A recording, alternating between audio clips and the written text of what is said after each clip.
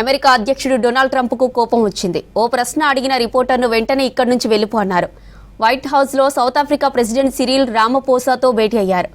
ఈ సమయంలో ఓ రిపోర్టర్ ఖతర్ బహుమతిగా ఇచ్చిన బోయింగ్ 474-8 విమానం గురించి ప్రశ్నించారు. దీంతో ట్రంప్ కోపంతో ఊగిపోయారు. ఇక్కడ మేం మాట్లాడుకుంటున్న టాపిక్ ఏంటి, నువ్వు అడిగే ప్రశ్న ఏంటని రిపోర్టర్పై ఫైర్ అయ్యారు. ఇప్పుడే నువ్వు ఇక్కడి నుంచి వెళ్లిపోవాలని ఆదేశించారు ట్రంప్. అమెరికా అధ్యక్షుడు డొనాల్డ్ ట్రంప్కు కోపం వచ్చింది. ఓ ప్రశ్న అడిగిన రిపోర్టర్ను వెంటనే ఇక్కడి నుంచి వెళ్లిపో అన్నారు. వైట్ హౌస్లో సౌత్ ఆఫ్రికా ప్రెసిడెంట్ సిరిల్ రామపోసాతో భేటీ అయ్యారు.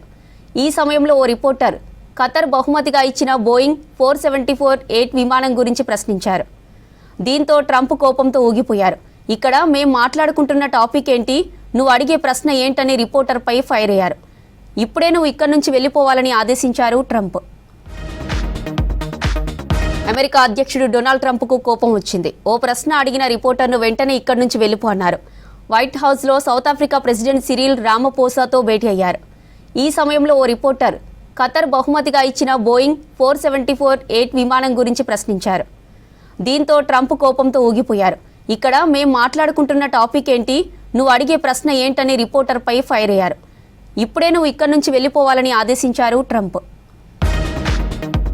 అమెరికా అధ్యక్షుడు డొనాల్డ్ ట్రంప్కు కోపం వచ్చింది. ఓ ప్రశ్న అడిగిన రిపోర్టర్ను వెంటనే ఇక్కడి నుంచి వెళ్లిపో అన్నారు. వైట్ హౌస్లో సౌత్ ఆఫ్రికా ప్రెసిడెంట్ సిరిల్ రామపోసాతో భేటీ అయ్యారు.